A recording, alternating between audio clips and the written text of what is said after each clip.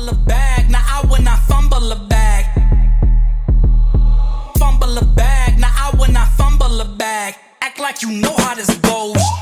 Welcome to PTG TV. This is your host, Antonio Hicks, and welcome to my first in-person studio audience show. And I'm proud to introduce our next guest. We have Sheek TV, who is a media personality. She interviews people on the red carpet, including on the Stars Network. She's an influencer that supports brands and gives opportunity to utilize her platform and reach audiences in larger markets. And she believes the main thing about it is her network is a foundation for maximizing a growing community around here and for her brand as well as others. So I want to introduce Sheek TV. Come on up.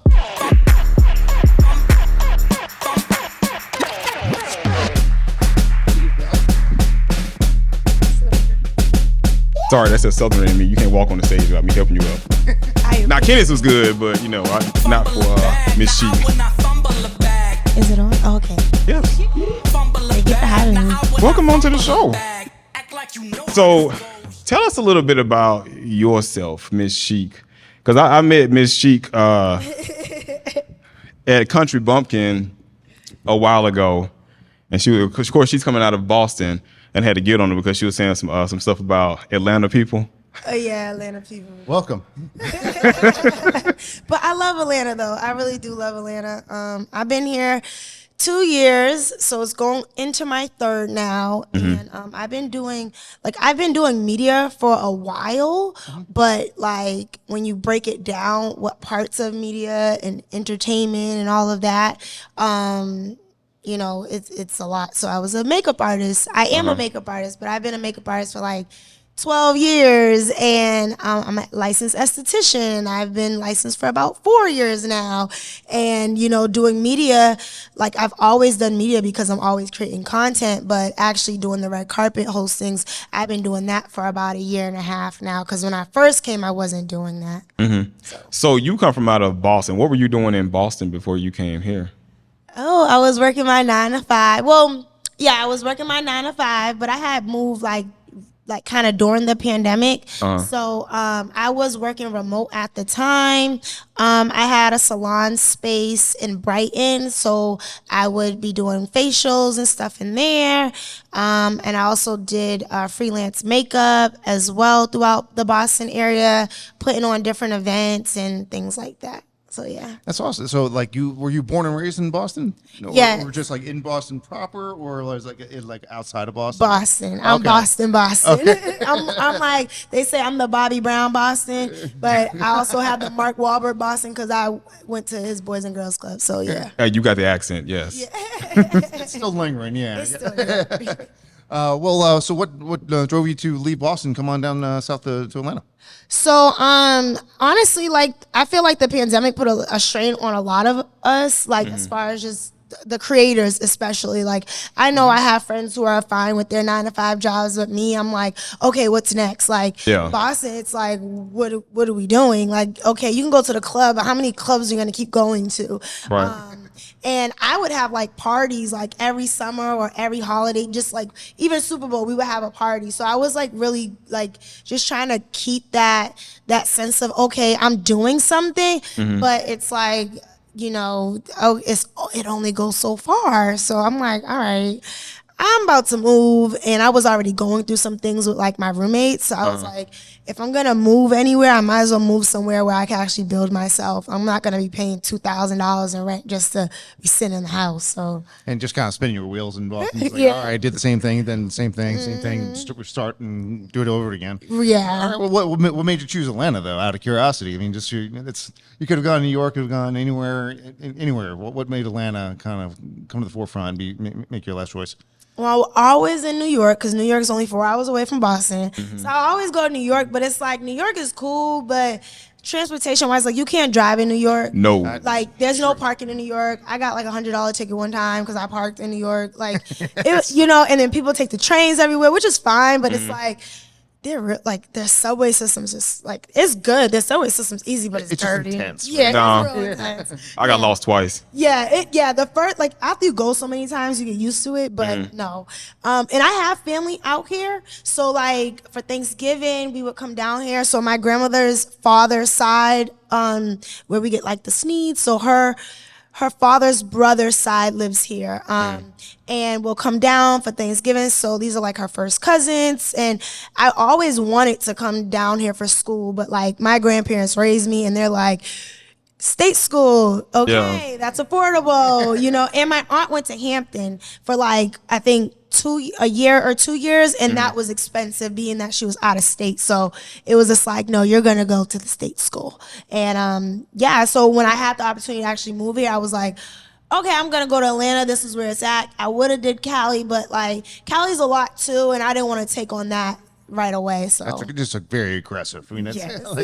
there is still a relatability. Just all of the East Coast, whether you're in Miami or Boston, you can still kind of connect to it. Yeah. LA is a whole different country. Oh, okay. Yes. Yeah, different parts. I've been one time, and I was like, okay, we'll come back when we figure life out a little more. So what got you into content creation? Honestly, I've been doing this for like. So my grandfather was doing this. So I found like this clip when I was like 5. Like we would go on road trips, and my grandfather would like literally home videos is like vlogging now. Okay. Yeah. So that's Old school. exactly. So it's like, that's all he would do. We'll be in a hotel. Yeah, we got these 3 bedrooms and all this. So like, I've been doing it so long where like I'll get in front of the camera. They could not get me from in front of the camera. Like, okay, move or turn the camera off. But I love the camera. And he just instilled a lot of technology into us. So like we had a computer room growing up. Me and my sister would be up there for hours, like just, you know, like on games, and, you know, he'll do all the family shirts. And so right off the bat, like I was already like involved when it comes to like technology and computers. I went to a math and technology school, high school. So my degree was marketing, but again, like I just like to create. So I was always doing something. I was in art. I was always in a club with my Boys and Girls Club, and like I was in a movie with them. Like I love just creating. So when it came time to actually like record, like I bought my first camera, and I was just like set it up, and I was actually using my iPad starting. So As a camera? like so I was doing my tutorials with my iPad, and I would make my animations on there, and I would put it on YouTube, and this was like during college. So I just kept taking it up another level each year, I guess. I mean, was YouTube kind of your first foray into really getting your message out there, or would you just kind of baby step it up from like Instagram and small little things, or YouTube? Yeah, YouTube. Yeah, because I don't think I was on Instagram as heavily like we are now, because it wasn't really a thing. So like YouTube, I would just put it on there. I would be on Facebook, but like we have Snapchat. Like Snapchat was really big during college. And that's just kind of how I started, just putting it on YouTube. And it's hard. With YouTube, you have to do the long form too, right? Yes. What is your preferred? I mean, what kind of when you're doing a video, when you're planning a video out, like, do you have a target for how long you want it to be and that kind of thing? No, like when I first started, like I would just do, okay, I'm going to do my makeup, and I know I have to hit every point of, you know, the makeup steps, like the primer, the eyeshadow. So you're going to go through all those steps. Makeup takes about an hour anyway to do, but if you speed that up, you can really... Pause. Makeup take what? It takes about an hour. An hour. Like if you want it to look good, an hour. An hour? An hour. Like if I do it on a client, 45 hours. I'm so far behind where I don't know if that an hour is too long or too short. right. Yeah, because you got podcasts out here that are like 4 hours. Yeah, but it ain't makeup though. Like you gotta fit. You moving your arms around for an hour? Yeah, for an hour for the most part. And I'll talk. So like I would like break down what I'm doing, or if I'm doing a hair tutorial, I'll break that down. But I was doing natural hair videos, so those don't take as long. But but the videos would go about 20 minutes. Okay. So now when I do them, I don't think about how long I want it to be. I just think about the content that I'm putting in there and making sure that it's telling a story. So yeah. And it is like an everyday thing too, though, isn't it? Or trying to create content and doing all these things. People don't realize when you're a creator on these things, you have to really work hard. It's a hard job. You have to constantly come up with ideas and do create things, right? schedules and calendars. That's what everyone's doing nowadays. And I'm like, wow, a couple of years ago, I was just making the content, putting it out there. I was not thinking about no schedule and all this. I just wanted to put it out there, and that's what I was doing. So yeah, I don't think a lot of people, because I was telling one of the Sean, one of the band members, how hard it is to be a content creator. Because people just think, oh, you're just posting like videos online. And I'm like, no, you have to write scripts, you got to do a schedule, and then when all that's said and done and you've recorded everything, now it's time to edit it all up. And then you don't want to just drop a video out. You got to have, you got to make sure the audio is good, make sure you got the color. I mean, it's a lot of stuff that goes into content creation. You pretty much a one-man show when it comes to producing and scripting everything. Seriously, yeah. So It would be great to have support for that. Tell me about it. And that's the great thing about being in Atlanta. And that too, like, oftentimes I would come back for like hair fest and things like that because I was strictly a hair influencer. I would go to New York and I would come to Atlanta. The last hair event was Curl Fest, which was 2019, right before the pandemic. So that was like my last event, like before pandemic. And I was like, well, during the pandemic, Atlanta was open. So I was like, well, if y'all are open, I might as well just go back to Atlanta. And they was wrong for that. They never closed. So it's just more creating, but I love it. But now you've gotten into doing red carpet interviews. Like, what made you start doing that? That takes some heart to do that. So was the Stars one, was that your first red carpet? Or what other red carpet? I mean, I know you did HCTV as well, right? Yeah, the first one? The Stars one was my first one. And the thing about the Stars one was I was going to assist one of the women of the network I'm a part of. Shout out to Media Girls Network. When I first came out here, I didn't know that it was a thing. I didn't know you could be on a carpet or you create content on a carpet. Like for me, I create content. So it doesn't matter where I'm doing it at as long as I can create it. So I was going to assist, but I want people that like don't like standing back. Like I want to be up front. I want to interview. This is what I want to do. Yeah. So I'm like, okay, like I've done public speaking. I've been doing public speaking since I was 10 years old for my community. Like, oh, we want a new basketball court. Put Marissa up front, and that's my real name. Put Marissa up front, cause she gonna, she don't have a real name nowhere. So yeah. Like you can like search my name. So if you put in Marissa Sneed on Google, you will see like the different community projects I was a part of in Boston. Like growing up, I was on the Mark Barber show. I got a scholarship from him, just being a part of my community.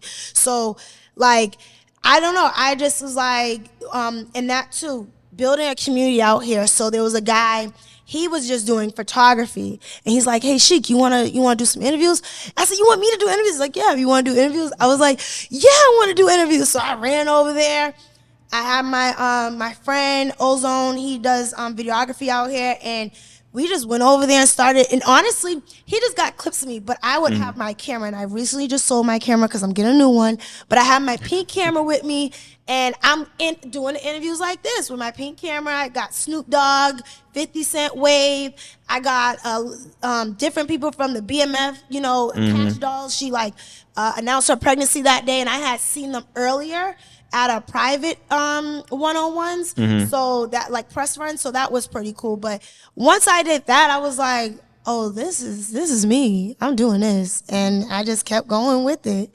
So and so like when you're getting on the red carpet, what is it like though? Like so you said you have a pre-interview almost, you do one-on-ones, and then you get on, and now they go one by one past you. How do you get their attention? Is it really just paparazzi like, or how are you able to grab hold of them and actually be able to have a conversation with them? Well, be on time for one, and I'm worse with that. I actually was on time today, so I was very proud of myself. I appreciate that. Yes. I mean, we didn't start on time, but I do appreciate that. It's okay. I was just like really, I'm trying to be better with my timing, and people are gonna remember you if you are on time. They remember if you're late too, but that's why I try to make sure I have good content, because I'm like, this gonna trump everything else. But no, be on time so you get a good spot. I'm not a person that likes to fight for a spot on the carpet, because I just think I'm gonna see you at the next one. So let's not have bad energy on the carpet. So if there's no space, I'll just like find a spot. but I get really nervous because people watch me. Like, I'm really animated. Like, I have great energy.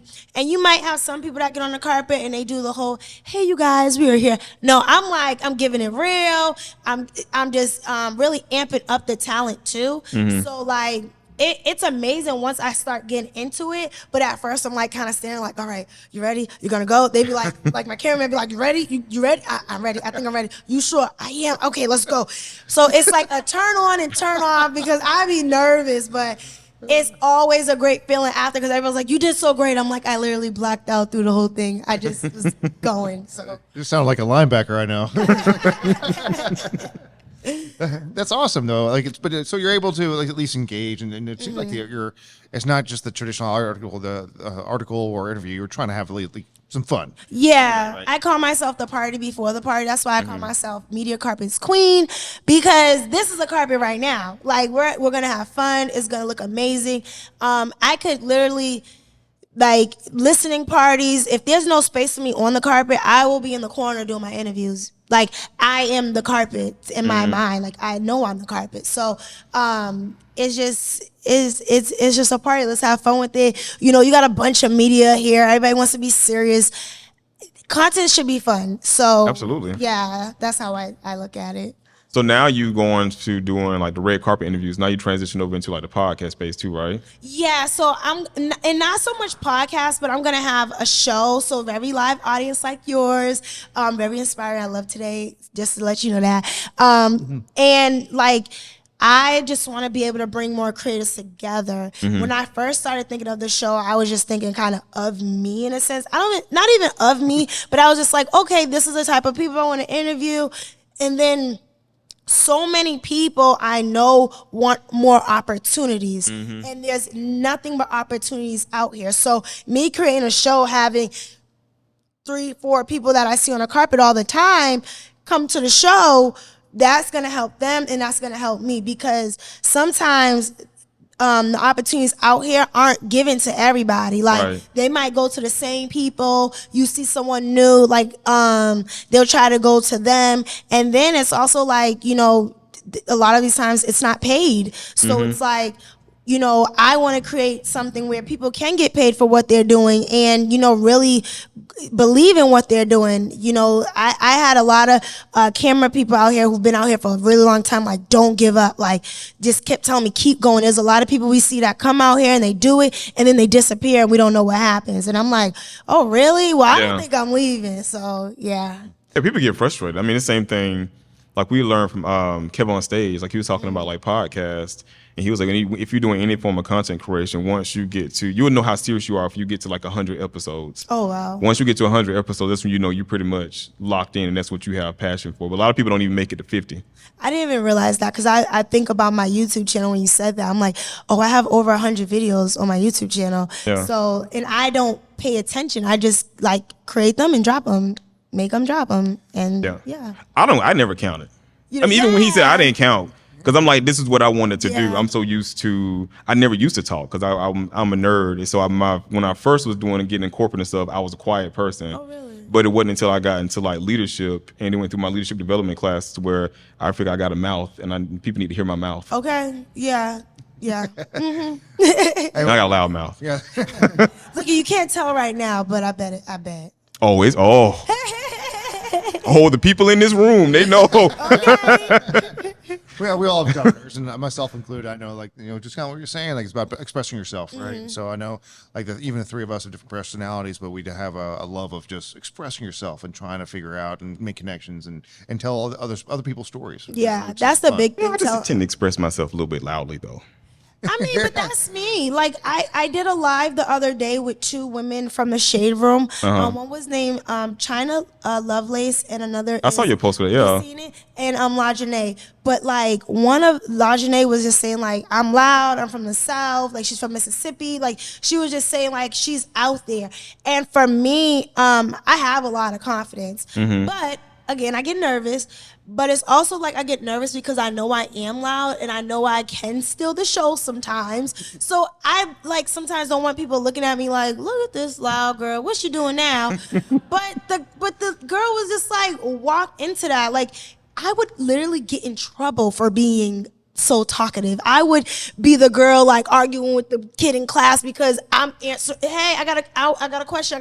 Like it was just always like, can you just be quiet? But no, you can't shut me up. I'm here. So yeah. Look at me. Exactly. Blame my grandparents. Blame them. Yeah.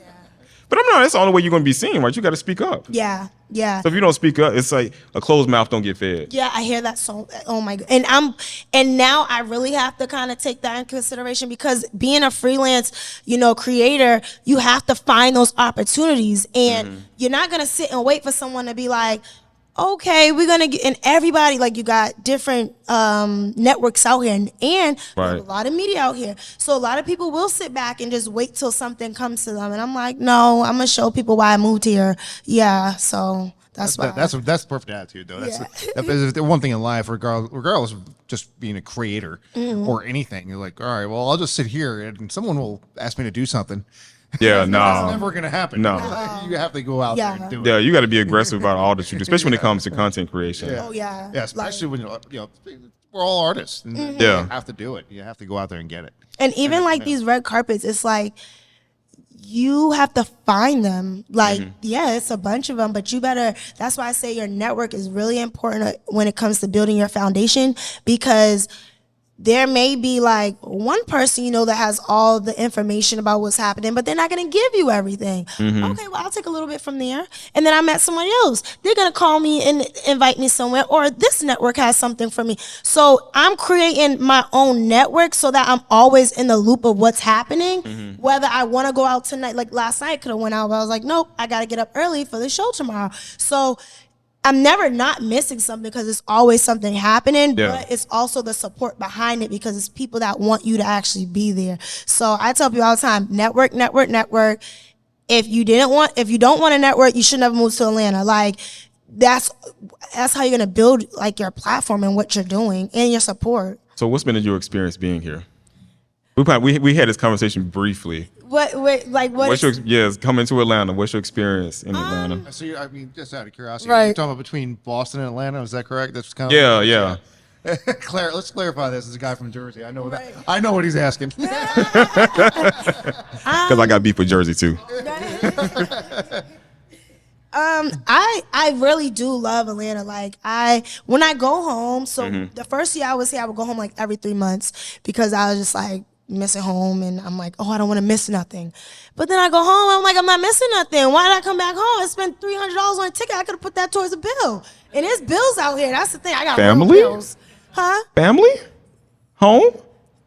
They could come see me because it's like nothing at home. And then like with my family, like since my grandma passed away, it's no real. I always say it's matriarch.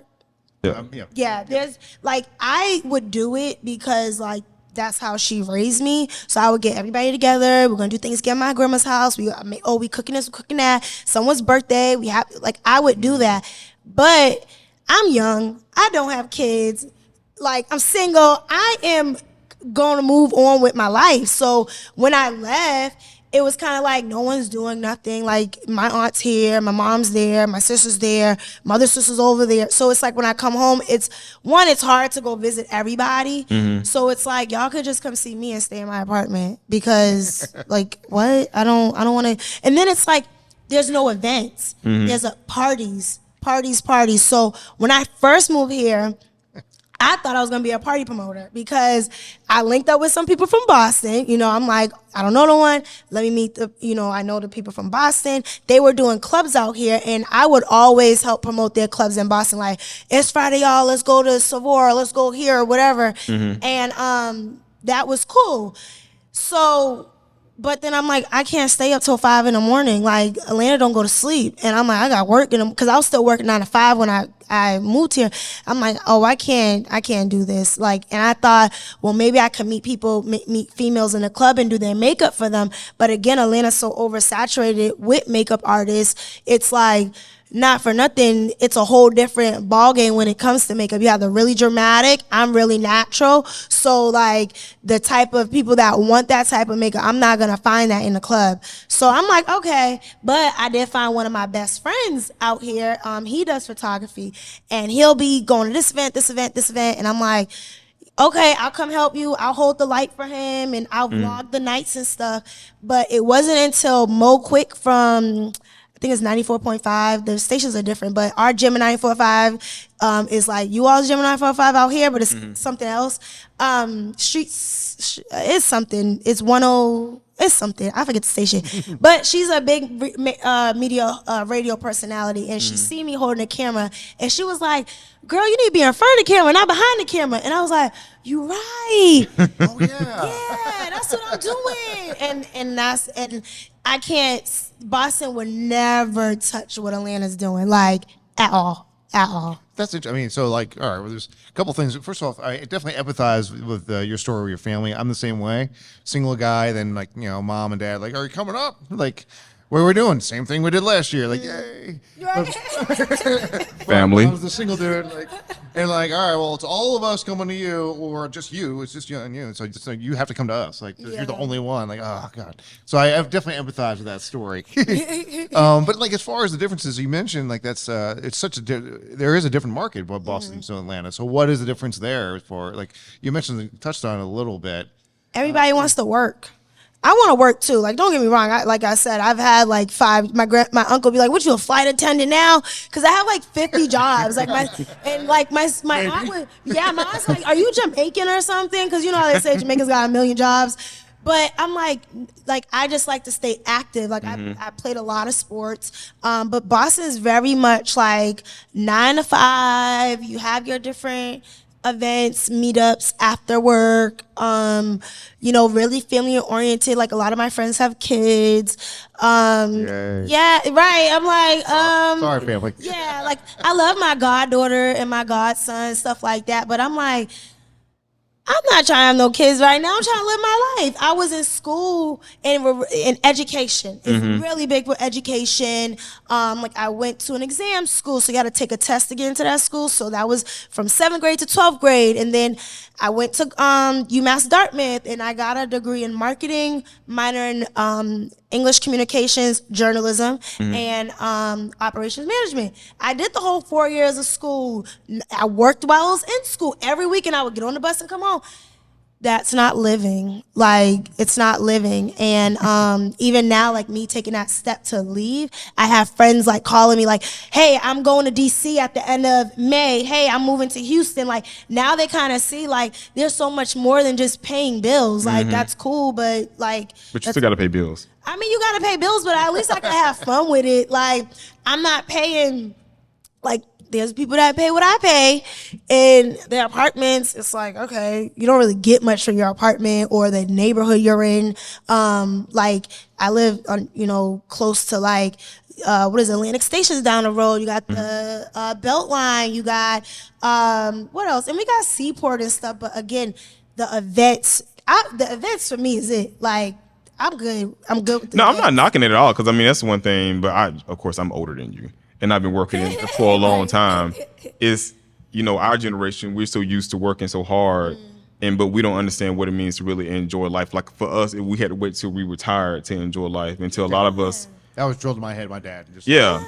No. that 401k. You left town. You could have saved that money and then spent it with Yeah. your family. Like what? But I think the pandemic kind of, I mean, because me and my wife, you know, we were always talking about it. I don't want to wait until it's almost time to transition before I really we start traveling. But the pandemic kind of set the tone for everybody because it was like tomorrow ain't promised. Yeah. And you might as well get what you got to get now and enjoy life now to take, you know, build the experience up and build memories rather than just, you know, being in the office all day, every day, helping somebody else get rich so they can enjoy their life. And they didn't like me in there anyway. So it was just like the last job I had before I left Boston, loved it. So I did a lot of human services. So I worked for a nonprofit and we house homeless people and people dealing with substance abuse. So I was more of like the coordinator, the program coordinator, and I would manage the case managers, making sure that we're meeting with clients.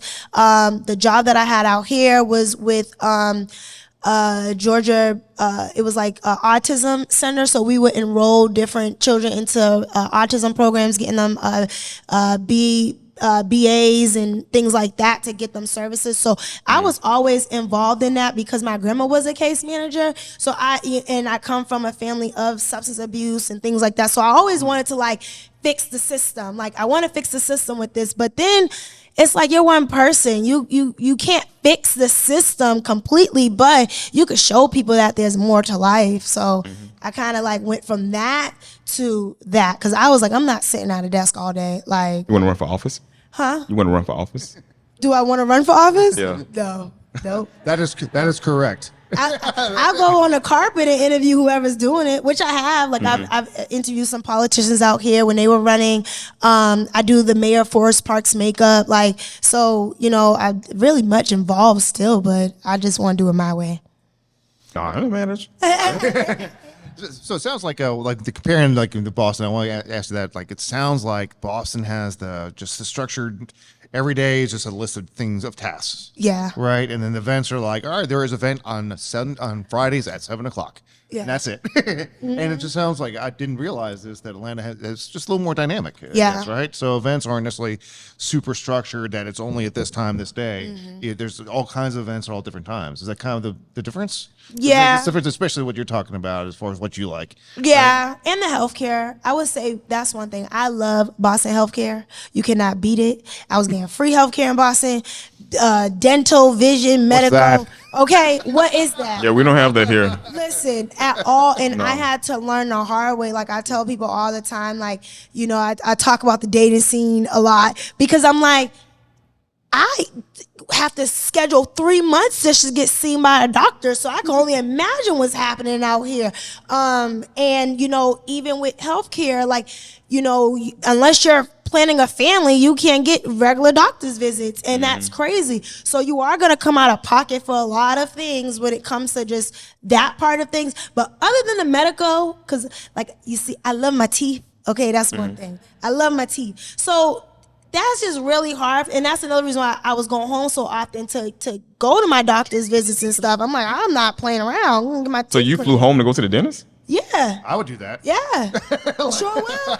Like, okay, I'm going home. Let me schedule my appointment around this time, and I will go and get my visits and stuff. But it just was a strain. But other than the healthcare, the education's and the education's different out here compared to like in Boston. Like Boston's really like tech, medical.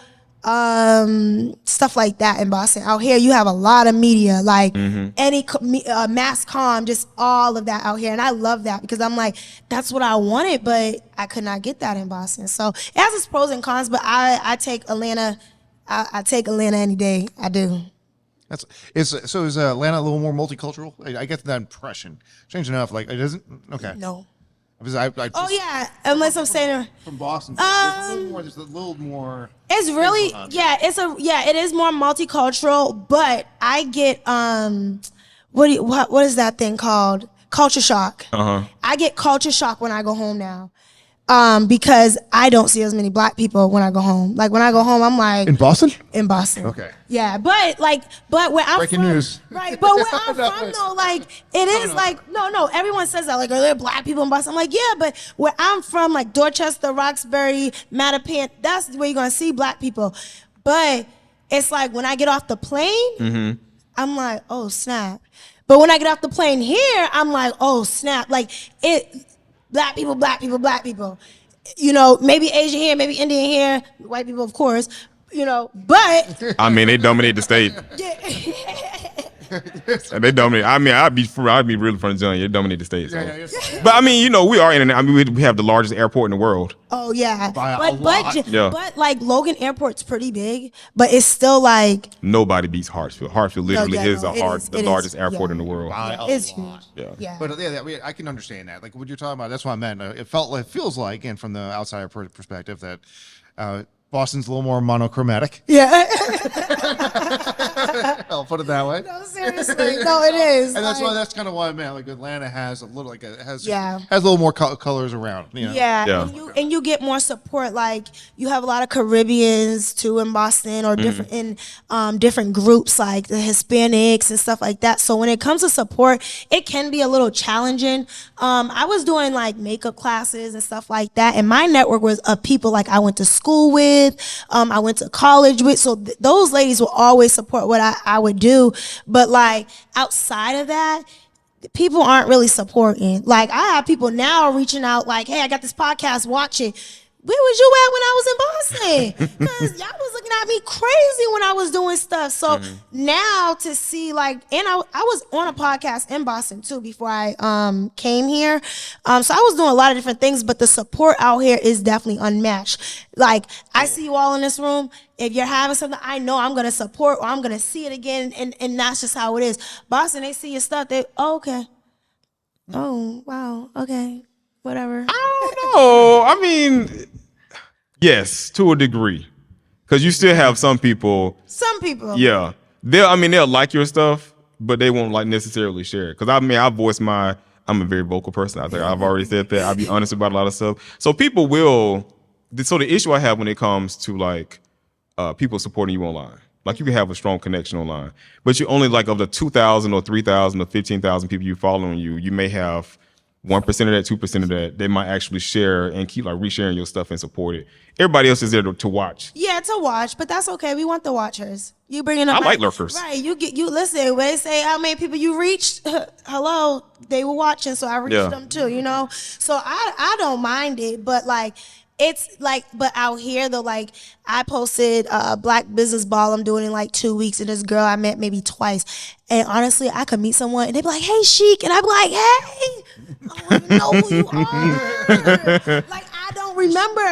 Yeah, I'd be like, "You got me on Instagram?" Like, "Yeah, girl, what's your name again?" Because I forget. But they're like, "Oh, I'm gonna come to that." Oh, you know, even with this, somebody reposted it. Like even with you, I met you. What was it, last week? Yeah, it was last week.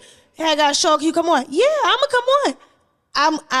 And that happens a lot. But Boston, you get people don't even do what we do. That too, like they don't do what we do. So when it comes to that type of support, it's kind of like, well, they don't see a benefit from it, so they're not gonna go. Right. Yeah. You know, out here, it's a mutual benefit. So it's like everybody's trying to work toward the same thing.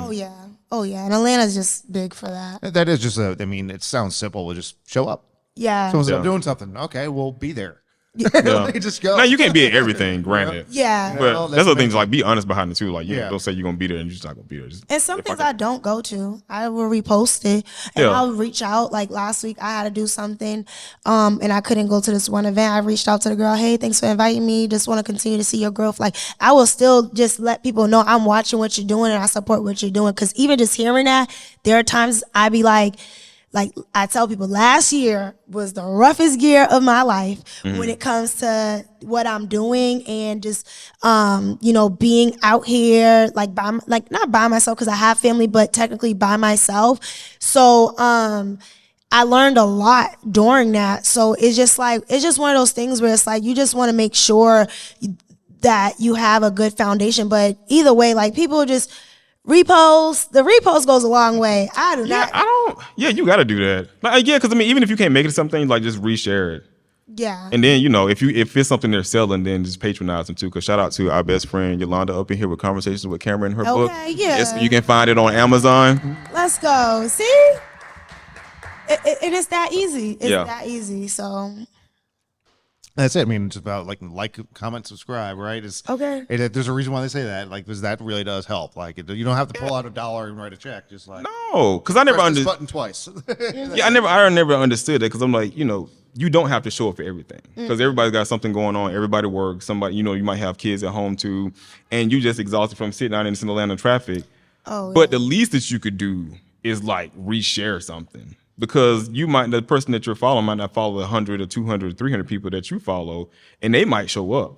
And it's crazy because, like you said, the watchers, you would think and that's the thing, like in person, I get a lot of, oh my gosh, hey Sheek, but it's like y'all don't repost nothing. I don't see y'all liking nothing, and I see that, but the tables always turn because Yeah. you're going to have something and you're going to want somebody to support you, or I'm going to have something and you're going to want to be there.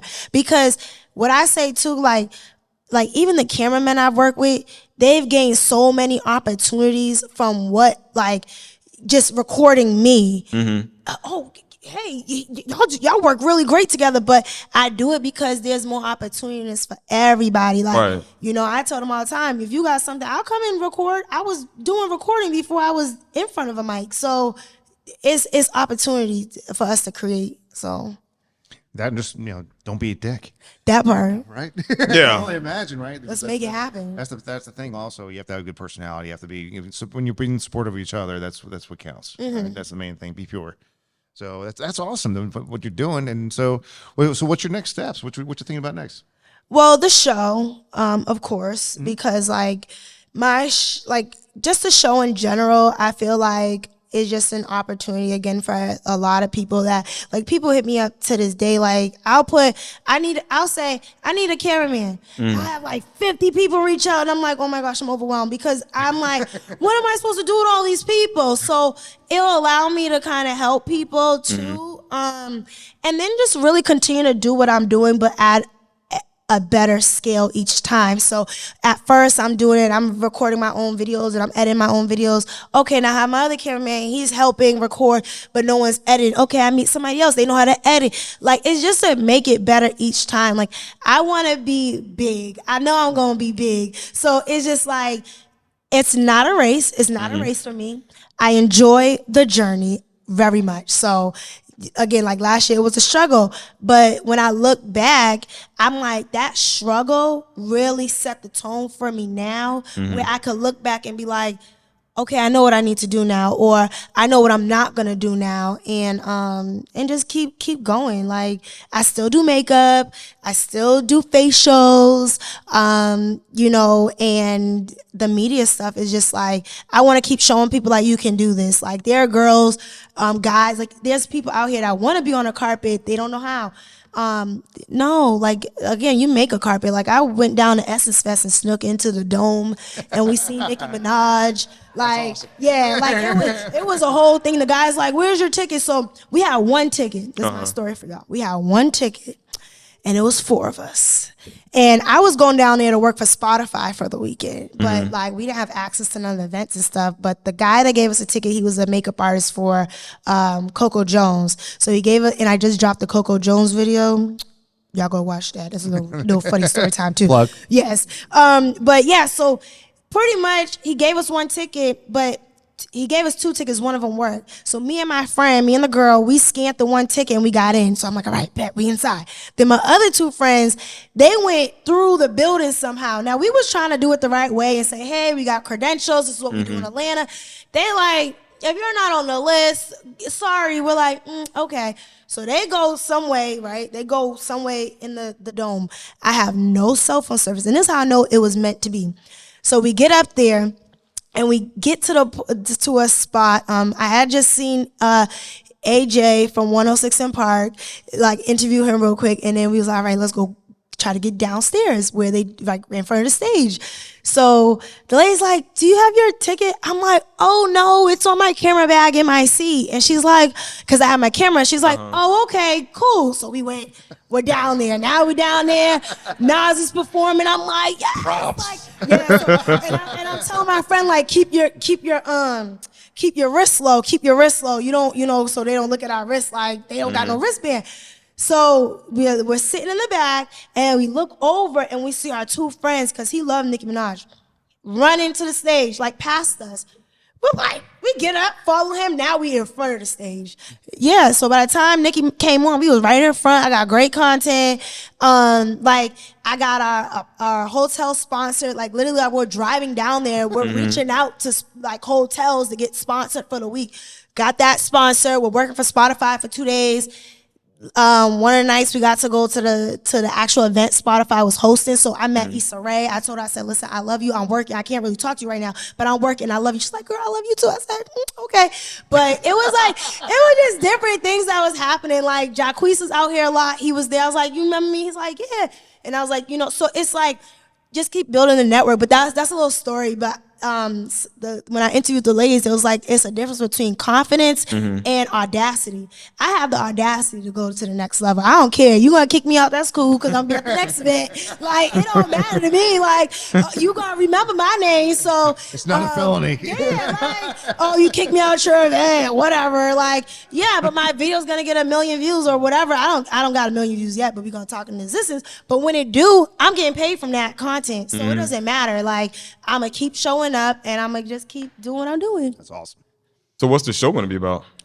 The show is gonna be about creators in I won't say in Atlanta because again I want to be big. So it's gonna be about creators. I don't believe in the whole celebrity thing no more. Like we're all celebrities at this point. Like I call my okay, listen, I call my my friend and my godson, he follows me on TikTok. So I call my godson, he hates it, but whatever. So he's like, she's famous. That was the most sweetest thing he ever said to me ever. Because normally he don't want to talk to me. He don't want to be on the phone. But he was like, she's famous. She interviewed Jada Waiter. I done interviewed Jada like 5 times already. But for him, it's like a big thing. And she's like, how you know that? And he's like, I follow her on TikTok. And I'm like, I keep it real PG.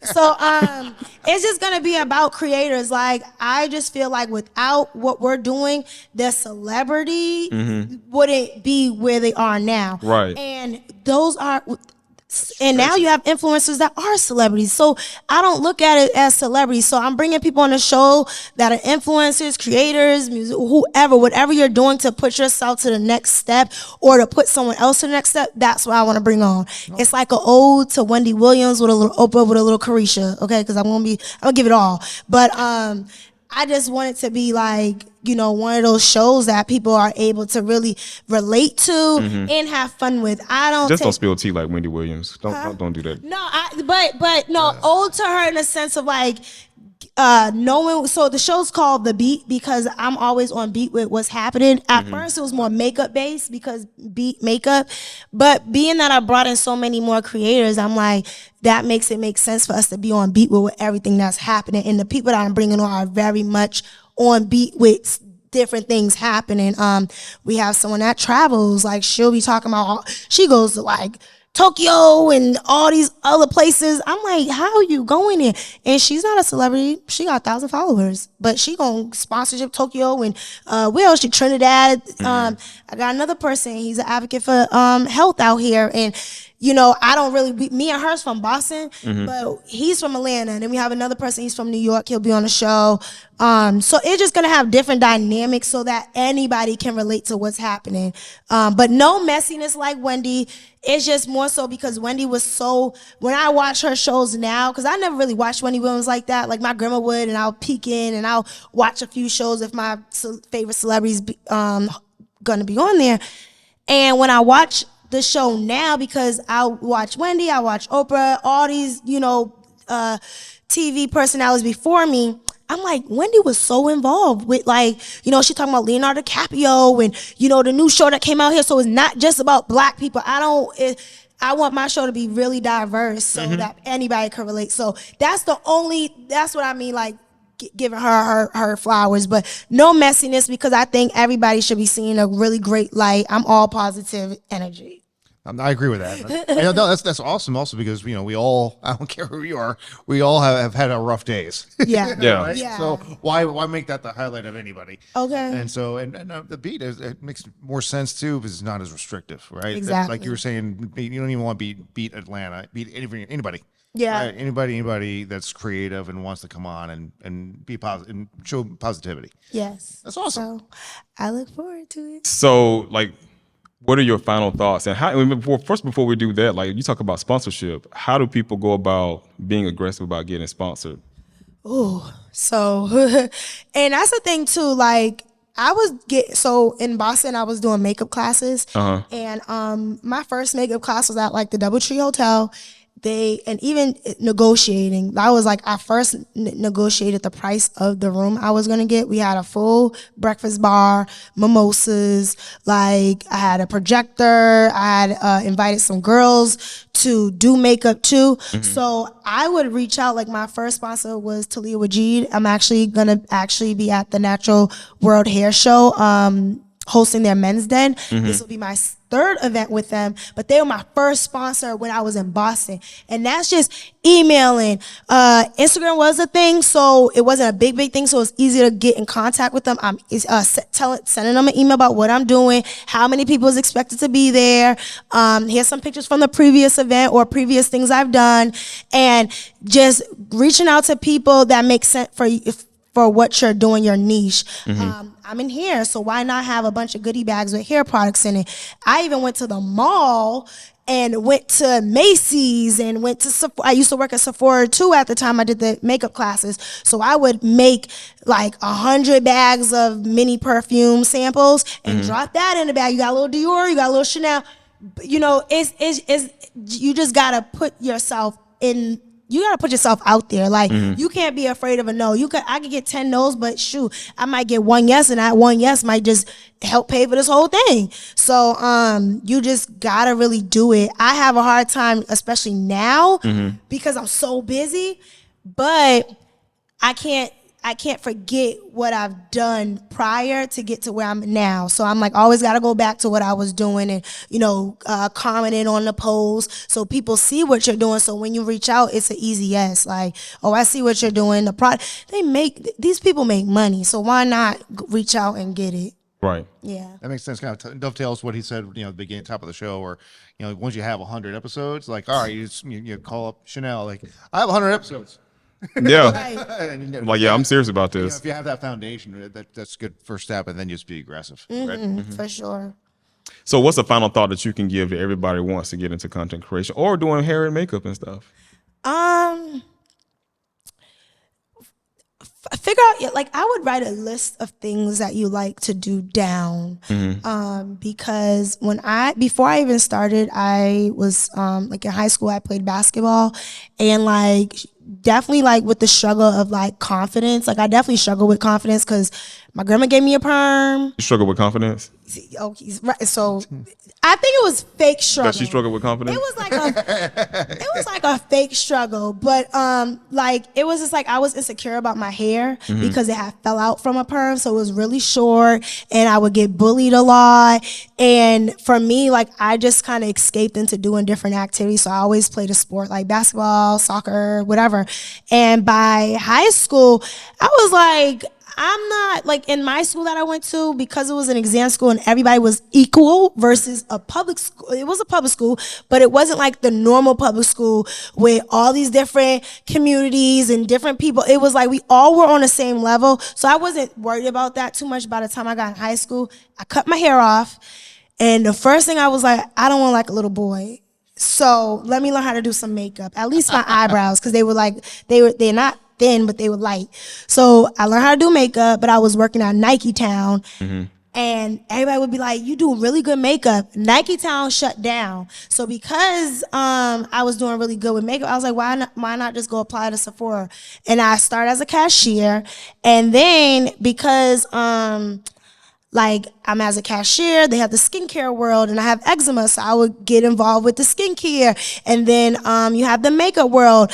Okay, well I know how to draw because that's how my first job was architect job. I got a story, y'all. It was an architect job, and I knew how to draw, but draw for like on my friends' agendas and stuff. So I'm like, okay, I could do makeup, and then it just went further. Like they would do classes on Sunday. They told me I couldn't do a class because my schedule didn't line up because I would go to back to school on Sundays. I said, okay, well, I'm gonna have my own class. And I had my 2 makeup classes. And then I had I did a philanthropy event for a nonprofit, women's and children's shelter. And we did like a light prom. So all the women dressed up. I did gifts to give. They collect toys for kids. I got like 50 bags of those. I had another friend. He collect clothes. We had clothes for the moms. We had food. So I was doing all that up until like my grandma got diagnosed with cancer. And then once she got diagnosed with cancer, I had switched my 9 to 5 to I wasn't at Sephora no more. I was at the 9 to 5 job after college now. But once she got diagnosed, I went to work at Ulta, which was closer to the hospital. And when she transitioned, it was like, okay, what now? Because I was doing all this not to just make me happy, but to make her happy too. Like her life and everything that she did, I was like, oh, I'm taking my grandma. I'm taking her with me. Like she gonna go far, and she's still with me. But like I got to understand what I like through the things that I went through. So I think people just need to write down what they really like. So I love clothes because I love Barbie. Like I grew up on Barbie, so I like dressing up. And I love my hair. Like I could say today, like I love my hair. But before, like the things that I went through, people, you know, it was just like natural hair, like short hair. What is that? But I got to getting more familiar with the things that I like, more familiar with Black brands. Like working at Sephora, it opened my eyes to like my more feminine self, I guess. And like that allowed me to say, well, I got a loud mouth. I know how to market. We're just gonna go far with this. So I think people just gotta tap into what they like, whether it's cooking, even if it's organizing. I tell older people, like I met this one lady, she was organizing like crazy. I was like, you should put that on TikTok. Really? Yeah, you should, because people will watch that and get paid for that. Like anything that you like to do. Even my mom, like my mom's transitioning from recovery, but she's really funny and she can rap on the spot. I said, so when you get your, because my little sister, and I have 4 sisters, so it's 5 of us. So my little sister, I told her, I said, when she get her iPhone, just teach her how to work it, I'll edit the videos. All I want her to do is turn on. On, because you can create anything that you want. I think that's just what life's about, is just creating. So that's my advice. Create and just have fun doing it. That's awesome. And basically, just be creative, find your interests, and go for it. Right? Yeah, and to be aggressive with your interests, right? And if it switches, that's okay. Because like I tell people, I make scrunchies. I sew. The scrunchies were hitting last year. I draw too. Yeah. So, you know, I could make a shirt. I could put something on a shirt. What else you want? I could, you know, edit a video. I could make a flyer. I could do hair, makeup, facial. So if it don't work, and I've had 2 salon suites that I've like, okay, this is not it. That's okay. Move on to the next thing. Like I tell people all the time, it's not a race. If it don't work, pick up something else, try again. Right. Awesome. So I guess where can people find you? So you could find me at Sheek, SHEEK _TV. That's on all social media platforms. And then like the beat will be on there too as well. We'll start filming in like 2 to 3 weeks. I'm just trying to get my mind together for that, because I'm like, a lot of people depending on me. Let me make sure this is right. But again, even that, it does not have to be perfect as long as you start. So yeah. Awesome.